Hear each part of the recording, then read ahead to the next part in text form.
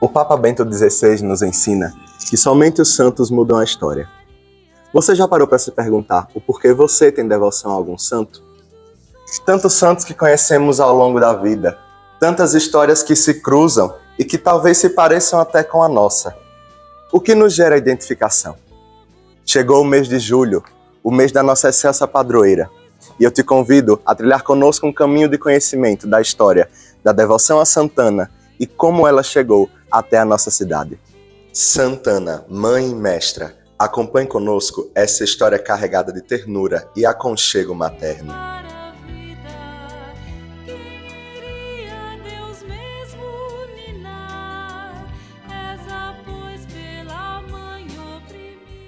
Santana e São Joaquim, pais da Virgem Maria, avós de Jesus, sobre eles nós temos poucos relatos biográficos que nos remetem ao proto-evangelho de Tiago. É interessante que esses escritos foram dos primeiros séculos, porém, eles não estão dentro do corpo dos canônicos, daqueles que são reconhecidos e oficializados pela Igreja. É interessante também que os padres da Igreja Oriental, Gregório de Nissa, Epifânio, se utilizaram e citaram muito esse proto-evangelho de Tiago quando se remete à história de Santana e São Joaquim. Ana é da família do sacerdote Arão, Joaquim, da família descendente de Davi. E é interessante que o significado dos nomes destes santos nos remete justamente à vivência e testemunho que eles deram. Ana significa graça e misericórdia. Joaquim, Deus torna forte.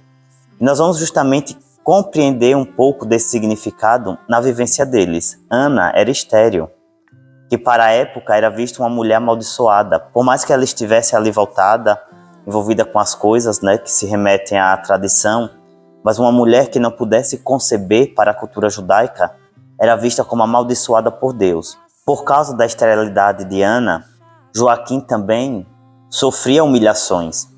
Conta-se que certa vez, ele indo ao templo fazer a sua oferta, um dos sacerdotes fala para ele que ele não é digno porque ele não tem nenhum filho.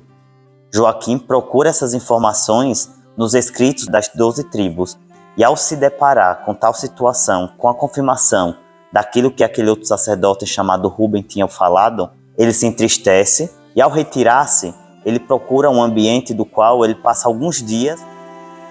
Conta-se no proto-evangelho que passou 40 dias.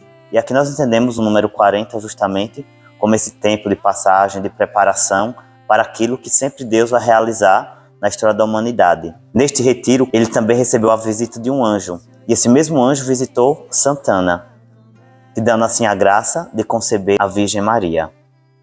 E ao conceber a Virgem Maria, nós vamos perceber justamente essa graça de Deus.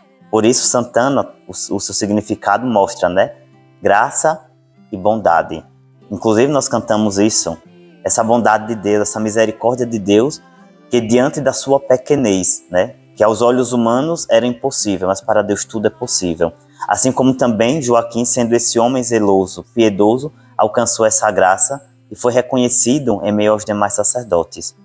E é interessante que quando nós falamos dessa história desses dois grandes santos, tão conhecidos aqui em nossa paróquia, nós podemos justamente perceber que eles, depois que a Virgem Maria nasceu, eles cuidaram também da vivência de fé, da vivência pautada na palavra de Deus.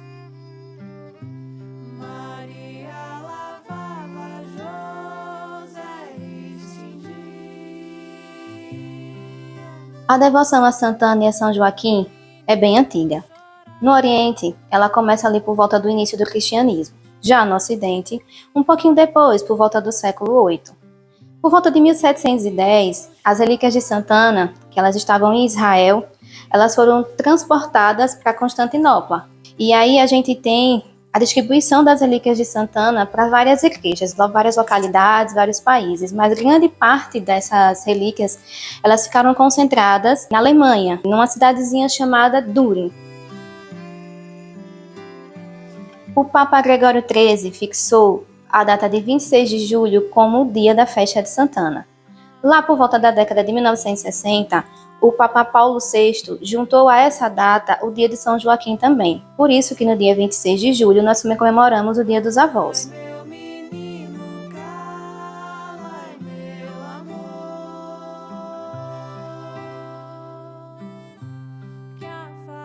Um fato curioso sobre a história de Santana é que ela fez uma aparição no vilarejozinho da França chamado Auray.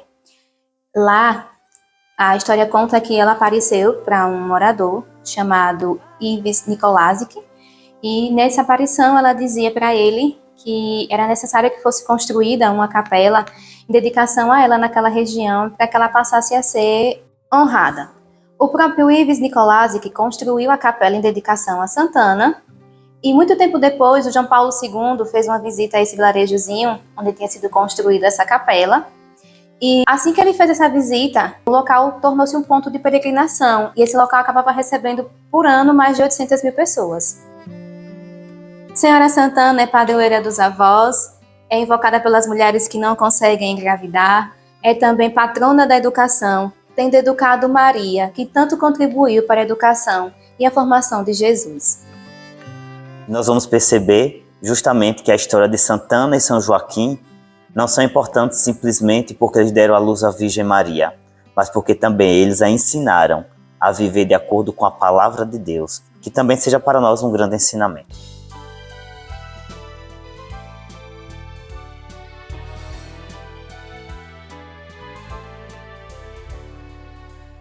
Ó Santana, em teu seio sagrado, Deus começa a nós todos salvar. Lá Maria, Raízes, história, fé, devoção. Está no ar a série Santana, Mãe e Mestra. Mãe do Senhor, Deus do céu, este povo te aclama contente, pois contigo Maria aprendeu a ser mãe do seu Deus e da gente. No teu colo sorriu Pai.